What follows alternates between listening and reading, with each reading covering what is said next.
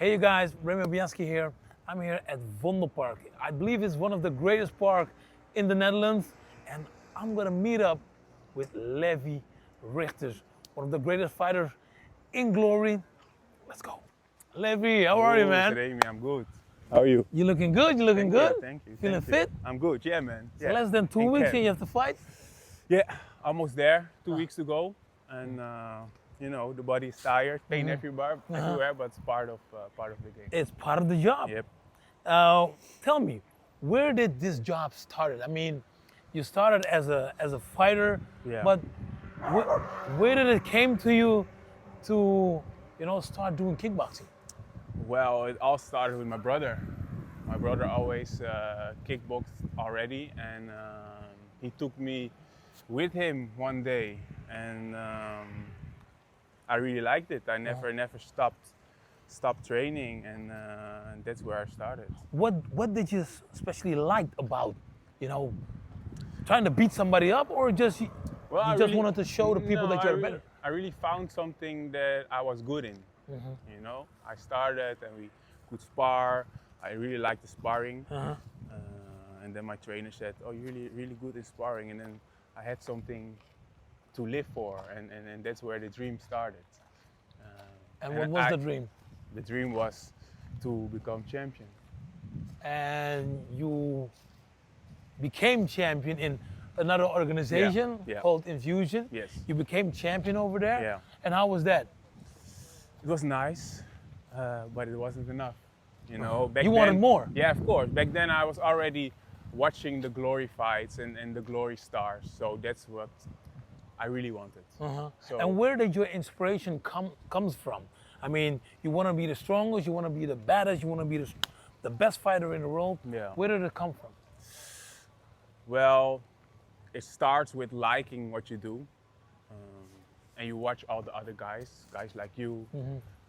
I watch Tyron Spong a lot, and they're a young kid, and you start to dream, and you see them living the life like a champion and fighting, and that's where it started. And you want to become just like them, and then you go train and fight, and it goes well. The fight goes well. You start winning. You're enjoying it more, and the dream comes closer and closer. It is really close because a couple of years ago, I was sitting in one of the biggest talk show with Umberto Tan, and he asked me, Remy, do you think that Levi Rigters is gonna be the best next thing? I said, look and see what this guy can do. He's a great fighter, he's strong, he's well built, he got all the skills, all the techniques to become the biggest and strongest fighter. And then maybe a half year, maybe a year after that, you stopped fighting. You were gone. Yeah. What happened? It was that time. It was a time that I became father. I became father for the first time of two boys, twin boys. Two beautiful kids. Yeah. It's 3 years ago, and it was just hard to combine the training with being a father. You know, less sleep, a lot of time spending with those two young babies. But Levi, what do you mean?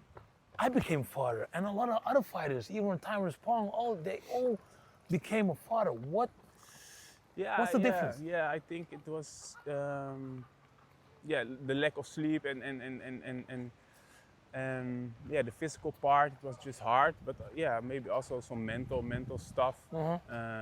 Not that long after I stopped, I also went to another gym. So I think maybe that was also playing a role at that time. How did you overcame that problem? Well, the fire, the dream was still there. You know, I couldn't give up on the dream. And that never left, and that's still there, of course. So I just felt the dream, the fire in me, and I said to myself, I need to start training again and start fighting again. So now you're gonna prove I'm right. Yeah, man, of course. Like I said, the dream never left. Uh-huh. The dream never left, and we're still here. Even though we lost the title fight last year, we don't give up. We're still here. Yeah, you're still here, Yeah. and right now you're in the last heavyweight tournament. You did a great job against Jamal, even though that I had the doubt that you were going to win the fight. Yeah. I really had the doubt. I was like, I'm not sure if he's going to win. Yeah. So I think Jamal's going to win. Yeah. And you proved me wrong. Yeah. How did it go? Tell me. It went how it's supposed to went. We had a plan, and the plan worked. What was the plan? The plan was to work to the legs, work to the body, and then we had a special technique to end the fight. You trained that with Mike Polana, Mike, your yeah. trainer. How was that? Why did you guys chose for that plan, that specific spinning back kick to put Jamal down? Well, we did the spinning back fist before, you know. With you mean with With Rico? the Rico fight. So people knew I was going to use that. But then you have to surprise with something else. So they think you come up with the spinning back, but you go a little bit lower with spinning back kick. Yeah. And it worked. And it worked in training, in camp. So you keep training it, and then you do it in a fight, and it works as well. Man, I was really surprised. I was really surprised when you made the spinning back kick. Yeah. You hit him, he went down, and he didn't came up. No. What went through your mind when you made the spinning back kick? Yeah. You hit him, Yeah. he went down, Yeah. and you were standing in the ropes already. Well, it was a really big fight for me, of course. You know, a big name. A lot of tension. Yeah, a lot of tension, a tough opponent, a lot being said before the fight. So this win meant a lot to me. So Why? then- Tell me more about that. Yeah, it's a big fight. It's a big fight. It was 3 years in the making.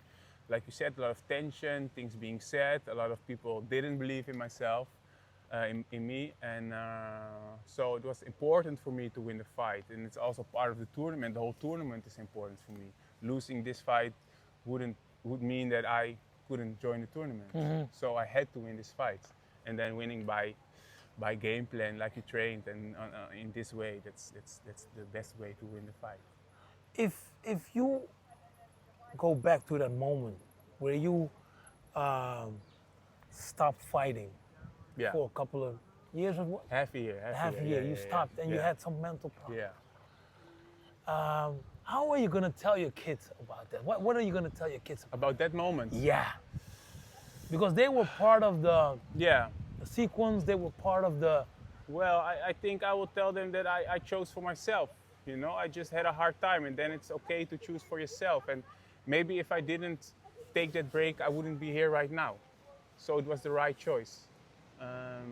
So yeah, I chose for myself, and I think that's a good example for them as well. I think you did a great job. I mean, sometimes you have to take a step back, maybe two step back to make Yeah, that's how three it feels. forward. That's how it feels. Yeah, I took some time for myself, and I came back stronger, and now I'm here, and almost in the place where I want to be. And you're here. You're strong as ever. And if you look forward to that tournament, or let's go first to the fight. Yeah. The upcoming fight. Yeah. Your opponent. Yeah. What do you think about him?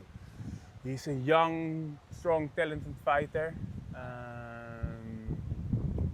So I take him really serious. You know, he's not a real big name in Glory yet. He's kind of new, but he's. But we don't underestimate. No, never. And I saw his fights, and he's really talented. So it's gonna be a tough fight, and we train hard for it, and it's an important fight as well. I'm sure you're not gonna tell us about any surprises. No, never. I'm sure about that, but Yeah. how do you see the fight is gonna go? Well, we again have a great game plan, and like I always say, I really stick and believe in game plans.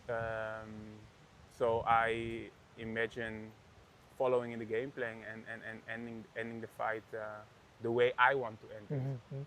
What went through your mind when Glory came up with the last heavyweight standing thing, the tournament? What went through your mind? Because looking at my days, the 8-man tournament was the best there is. Yeah. What do you think about it now? Yeah, it's really nice. It's really nice. There you can really show how strong you are and who's the real fighter. You know, and you have to fight 2 times in the night. In December, you have to fight 3 times in the night. I did it once before. I know how hard it is, how tough it is. So you can really show how hard you are and what kind of fighter you are. Because it really brings the fighter in you. And what goes through your mind when you go to the first fight and then after that? Well, because you're going back to the locker room. You have to. They gotta stitch you up, and then they throw you back in the ring. What's the plan over there? Well, all the focus is on the first fight, you know, and you will see what happens after. And winning the first fight, you go back to the locker room with probably pain. A lot of pain. Yeah, a lot of pain. And then the mental part starts, you know. And the thing is, you know, in the locker room you have pain, but if you go back into that ring, the pain disappears. Yeah, you know, and that's a lot of adrenaline. Yeah, then the pain is okay.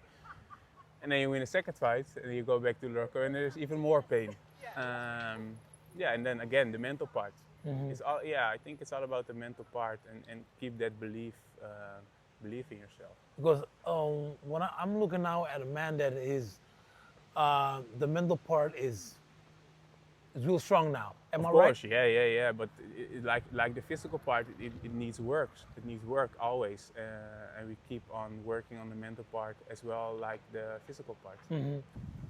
If you just said it a moment ago, maybe Verhoeven's going to join the tournament, maybe not. No. If you had again a fight against Verhoeven, how do you see that plays out? Well, like I said, the belief is still there, the dream is still there. Last year I lost twice from him, but that's also part of life, you know. Have those setbacks, moments of failure. But more like learning. Learning, yeah, of course, that's the thing. You learn from it, and if the belief is still there, you should not give up. And you were almost there. And yeah, I gave him a hard time. Twice. And he knows that. So we don't give up, and that's still the goal, the dream, to fight him again and win the title. So, but what has changed now? Well, we train every day to get stronger, physically and mentally. So by the time we get stronger and stronger, so it will be a different fight. But like I said, the focus is now all on the tournament, but the dream is still there. So, Levi, let's talk about the tournament that you're gonna fight. We already talked about your first fighter, Nasipov. And then, who do you want to face next? Who do I want to face next? We've got Laiduni and Kashyap. Who do you think is going to win? It's really 50-50 fights. What do you mean? Yeah, I really think so. Yeah? Yeah. You have Kashyap going forward, putting all the pressure, and you have Laiduni who's really good in the movement. Yeah. Footwork, very good. Technical. Yeah. So it can go either way. I think Kashyap doesn't like his style and the other way around. Okay. So yeah, I really don't know who's gonna win. But I know who you want me to fight. Well, if you're gonna fight Laiduni, I think you're gonna win in his way. If you're gonna fight against Kashyap, it's gonna be I think a harder fight. Yeah. That's what I think. Yeah. Because he really brings the fight. He brings the fight, he's coming forward, but I believe that you got more skills and more technical than he is. Yeah. And he uses a lot of his hands. Yeah. And I believe that you got your hands, you got your knees, you get your kicks. I think your arsenal of fighting is greater. Yeah. So I believe you're gonna win that fight. But let's say you're gonna fight Kashyap. Yeah. Because I heard some things he was talking things about you. Yeah. What do you think of that? Killing me. Yeah, you know, he was a bit emotional because of his. A bit? Yeah, a bit. Because of his training partner lost the fight. So yeah, you can take it really personal, but you know how I am. You know, it just shows how important. When you saw that footage, Yeah. about he said I'm gonna kill him. Yeah, I'm like gonna kill him. Yeah, but you know how I am. I don't take that stuff personal. You know. I see a guy whose training partner goes down, and it means a lot to him. So yeah. You can understand that he feels that feels way. that way. Yeah, and it shows how important this game is for him.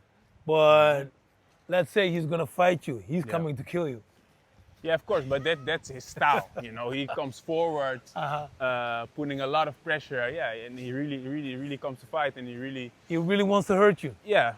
But I think every fighter wants to hurt his opponent. Every fighter wants to win his fight on KO, and the same with him. It's his way of fighting, putting pressure. Yeah. Putting literally his weight on you. Yeah, he uses his weight really What well. do you think about that? How are you gonna cope with that? It's a hard style. Comes forward using his weight. He's a heavy guy, of course, and you have to be smart. You know, with every fight you have to adapt. The same with him. Be smart, and that's the thing we're gonna do if we face him. Be a smarter fighter, using my arsenal, using my everything I got. You know, I'm a complete fighter, and I will use everything and just be smarter. You know, if a guy is heavier, you have to be, or more powerful, you have to be the smarter one. Yeah, because he's doing good in the way he is, in the way he fights. Yeah. He's doing good. Yeah. But do you think you can stop him? If I can stop him? Yeah. Yeah, of course. I believe I Why can, is that? Because I believe I can adapt in every fight and find a way to win every fight. You know, like I said, if a guy is more powerful, you have to be smarter, or a guy is heavier, you have to find a way to win that fight in another way. And I believe, and I can do that in every fight, and that's why I think I can win this whole tournament. Yeah, because you're gonna fight now the 4-man tournament. Yeah. That is what they say. It's the little brother, and then the 8-man tournament. And the 4-man tournament, fighting against your first fighter, Nasipov. Yeah. And then advancing to or Laiduni or Kahab. Yes. He has a lot of fans, Kahab. Yeah. Laiduni has a lot of fans. Yeah. You have a lot of fans. Yeah. What do you want to tell the fans? Well, it's gonna be a great night again. You know, the whole tournament. You have to see the whole tournament. It really shows who's the strongest, mentally, physical. You have to be there. You know, in October, December, we're gonna see who's the best heavyweight and the next in line to fight for the title. Wow, it's gonna be great, I believe. Yeah, I think. And so I too. think that that Glory, the staff, has given us a present. Yeah. I mean, a big present. You know, I mean, it's not even Christmas right now, not yet. but all the tournaments, all the fights that we saw, you know, Glory 100 was amazing. Yeah. You know, all you guys fighting over there, and I'm really looking forward to your fight on the 11th of October, RTM Stage, and I'm looking forward to the big tournament, the 8-man fight. For me, it doesn't matter who's gonna come into the 8-man tournament. I just want to see 8 the strongest fighters who deserve it to be there and to fight. Because in my days, I didn't care if Ernesto was there or not. I didn't care if LeBunner was there or not. You still have to do it. Yeah, you have to do it. You still have to do it. So how do you look at the tournament? That's the thing with tournaments. Anything can happen, and I think that makes it beautiful. And on the other hand, it really shows who's the strongest.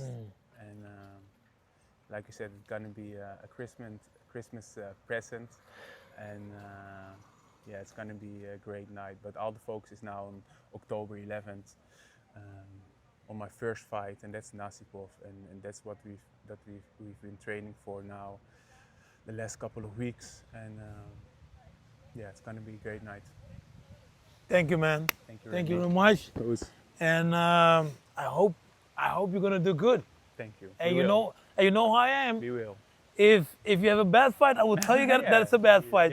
But if you have a good fight, a strong fight, I'm the first one to tell you. You're straight. I'm straight. That's okay. You know, I hope you can respect that. But you know, because the fight sport is a really difficult sport. It is. You know, and people are always, you know, emotional. And if people can put away the emotions and just see what's happening in the ring, I think it's the best thing that, you know, that we are doing. Yeah. You know? Greatest sport there is. Yeah, that's what I believe. That's what I believe. Thank you, man. Thank you.